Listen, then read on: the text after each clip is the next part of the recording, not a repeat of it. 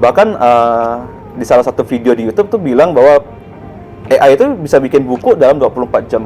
Menurut Koko di masa depan tuh AI bisa mendominasi dunia nggak? Oke, di Glow kan Koko mentor nih. Betul. Koko pernah kepikiran nggak nyari tema diskusi dengan AI itu?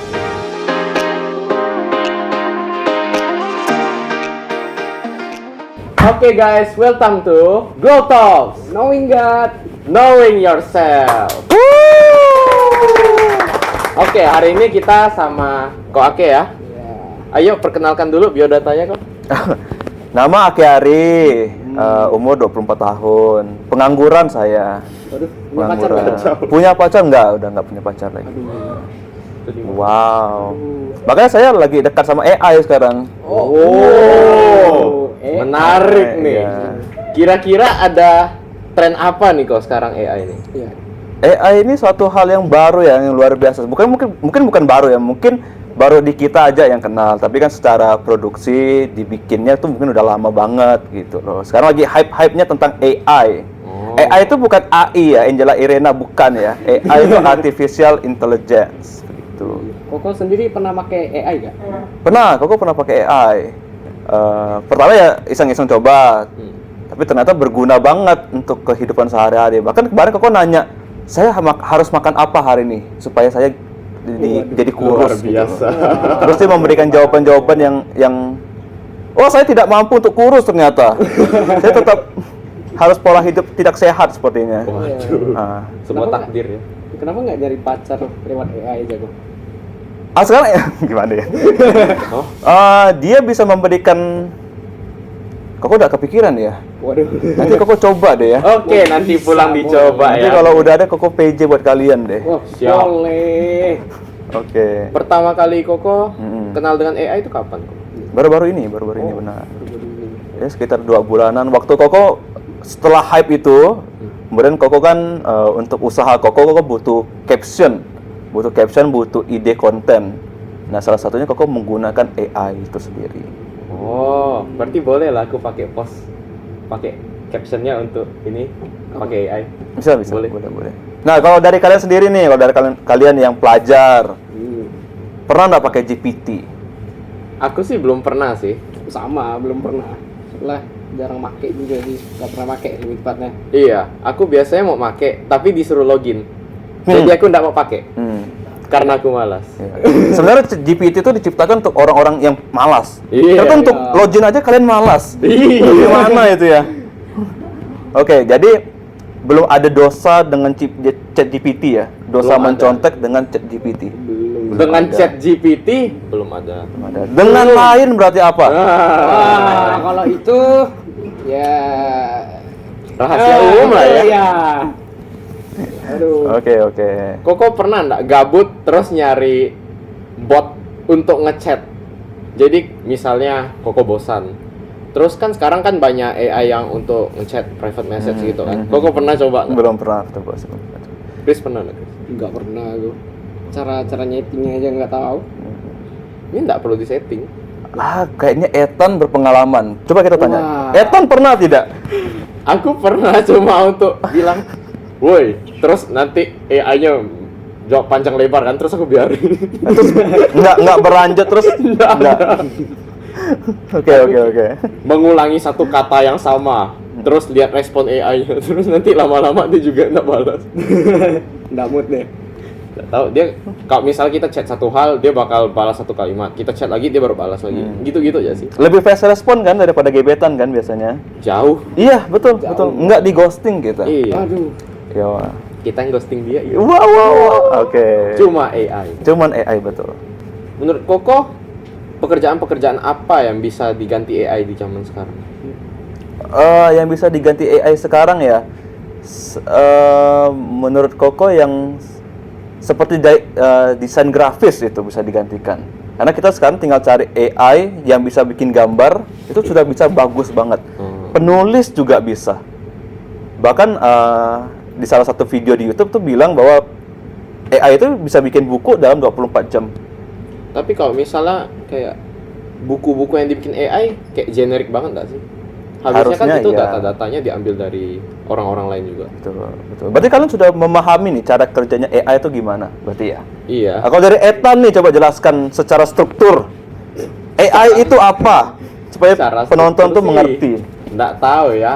Tapi yang aku tahu AI itu ngambil data dari data-data yang emang udah ada di tempatnya gitu, kayak ambil misalnya kalau misal bikin buku, dia ambil data review dari jurnal-jurnal atau novel, terus dia ambil apa yang dia suka, apa yang pembacanya suka Betul. dan nggak suka kan. Betul. Terus mereka bakal come up with sesuatu yang sangat generik sih biasanya, yang kayak ya suka aja, tapi nggak bakal ada hal yang unik gitu. Iya, betul sekali. Nah, seperti bahkan kau rasa kayak pengacara bisa digantikan karena pengacara kan sifatnya baku ya, dia ada hukumnya, ada bank datanya. Kalau pengacara itu bisa saja digantikan sih. Mungkin bukan menggantikan mungkin, tapi membantu. Kok lebih percaya AI itu lebih bisa membantu daripada menggantikan total pekerjaan manusia gitu. Berarti kalau misalnya banyak pekerjaan yang udah bisa digantikan ke AI ya kok. Menurut Koko di masa depan tuh AI bisa mendominasi dunia nggak? Wah, ini menyeramkan nih.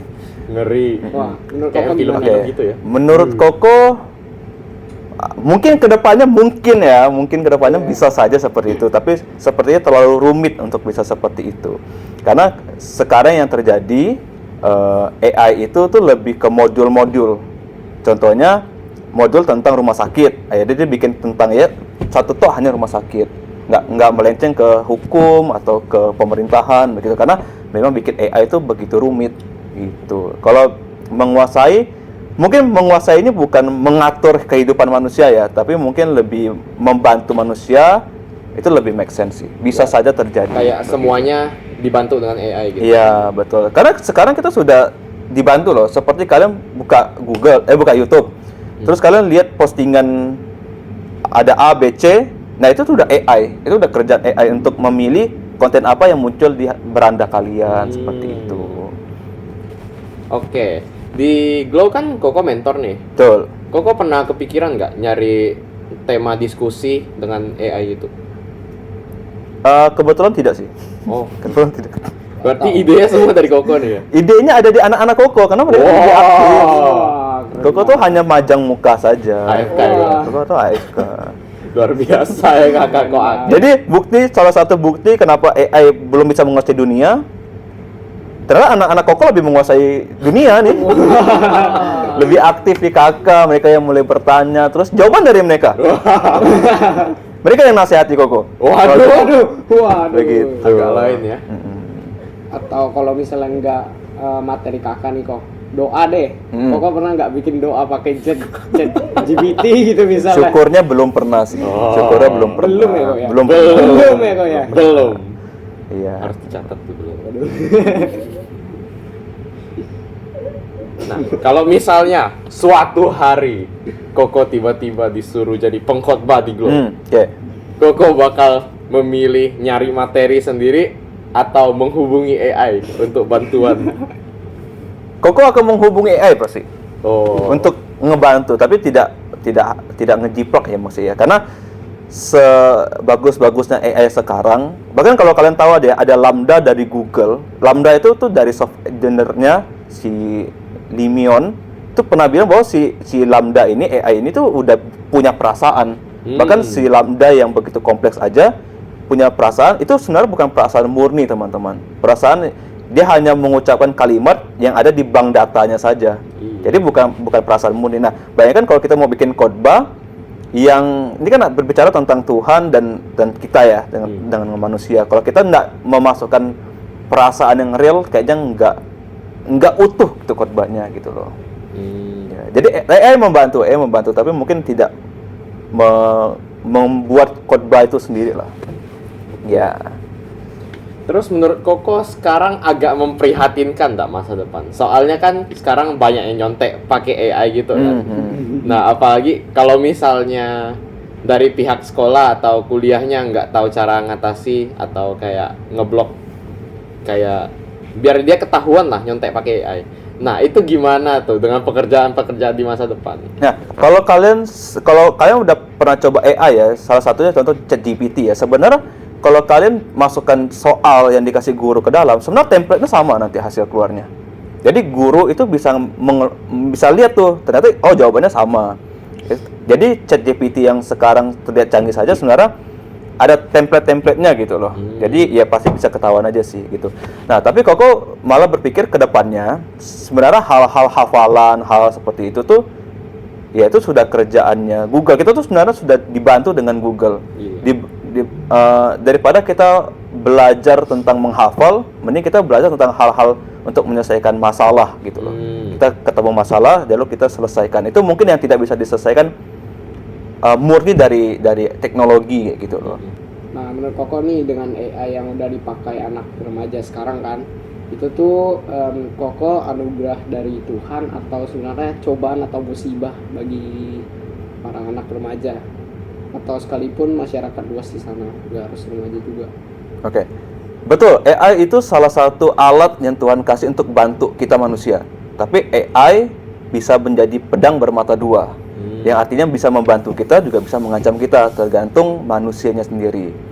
Tergantung developernya, programmernya, dia mau bangun AI untuk ngebantu manusia atau membuat bencana bagi manusia kayak gitu. Kira-kira cara menggunakan AI yang benar biar kita nggak terjerumus ke ketergantungan AI itu gimana kok? Seperti kalian nonton YouTube ya, sebenarnya kan mungkin sebagian besar dari kita kan sudah sangat tergantung kalau mau nonton video ya cari YouTube. Bijak-bijak lah kalau kalian merasa perlu memakainya ya pakai saja, kalau tidak perlu memakainya ya nggak usah dipakai. Sesimpel itu sih AI.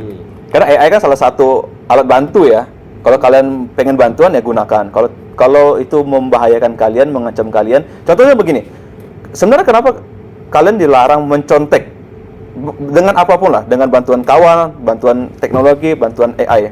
Sebenarnya kalian belajar, kalian kerjakan soal, itu tuh membuat pertama kalian belajar, yang kedua kalian tahu pengetahuan, nambah wawasan kalian, sama supaya kalian tuh melatih diri kalian gitu loh, bahwa tidak ada sesuatu yang instan, bahwa jawaban itu, hasil itu ya kalian harus belajar sendiri, tempuh sendiri. Dan kalau kalian terbiasa untuk nyontek, kalian tuh nggak tahu kalian tuh udah di posisi poin mana gitu loh. Kemampuan saya tuh udah di posisi apa. Jadi mumpung kalian masih muda, belajar sungguh-sungguh. Jadi jangan manfaatkan AI untuk meringkaskan jawaban kalian, membantu kalian, tapi kalian tuh jadi rugi sendiri ke depannya. Begitu loh. Catat tuh. AI membantu kalian, tapi jangan merugikan kalian. Mencontoh itu merugikan kalian, teman-teman. Iya sih. Selain dapat SP2 ya, kayak Koko dulu ya. Wow. Dulu Koko udah SP2. Untung nggak dikeluarkan dari sekolah. Makanya Koko nyontek, Koko nyontek. Koko nyontek hampir satu kelas waktu itu. Gila. Wah. Dilihat sama CCTV. CCTV ngasih tahu sama wali kan. CCTV-nya ngomong gitu, Bu Wali gitu. Gimana tuh? Enggak. Ya, dari CCTV wali kelasnya lihat ini ada yang nyontek, tapi wali kelasnya nggak asal nuduh. Wali kelasnya nanya, ya kalian ngaku aja deh siapa yang nyontek kemarin. Ternyata banyak yang nyontek. Ya udah kami ngaku kami nyontek. Habis itu dikasih SP2. Nah, dari situ ya dari titik itu Koko sadar bahwa nyontek itu sebenarnya merugikan. Ternyata nggak nyontek pun Koko usaha sendiri dengan hasil sendiri itu lebih puas gitu loh. Lebih puas hasilnya daripada ada angka yang tinggi tapi kalian tuh selalu nginget ini hasil contekan gitu. SP2. Nggak ada kan yang dapat SP2 kan? SP2. Mungkin ada tapi tidak di sini. Jadi pesan-pesan Koko gimana nih buat hubungan antara AI sama remaja Kristen nih? Oke. Nah, untuk anak-anak di sekitar Koko ya yang khususnya di Glow Ministry, jangan ketinggalan dengan teknologi yang ada. Kalau kalian udah tahu ini ada satu topik AI yang muncul di sekitar kalian, coba pelajari. Kalau itu bisa bermanfaat bagi kalian, gunakan itu.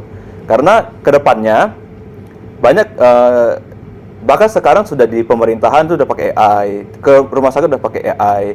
sekolah juga pasti udah pakai AI gitu. Jadi kalau kalian terlambat menggunakan AI, nanti kalian rugi sendiri seperti itu. Nah, perlu diingat AI itu adalah salah satu bantuan atau salah satu alat yang Tuhan sediakan bagi kita untuk kita pakai. Jadi jangan ketinggalan untuk belajar teknologi tersebut sih. Itu. Oke, makasih ya Ko Ake dengan jawaban-jawaban yang sangat memuaskan dan sangat informatif ya. Yes. Oke, dan sekarang kita akan tutup nih. Glow Talks, knowing God, Knowing yourself. Woo!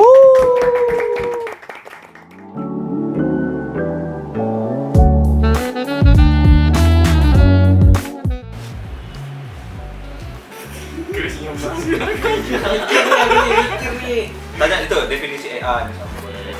Terus. Oke. Ada kok. Pertanyaan AI itu kayaknya jangan deh. Untuk memastikan AI yang lain mungkin jadi satu kesatuan seperti machine learning atau deep learning. Itu nanti cut aja tuh kayak gitu.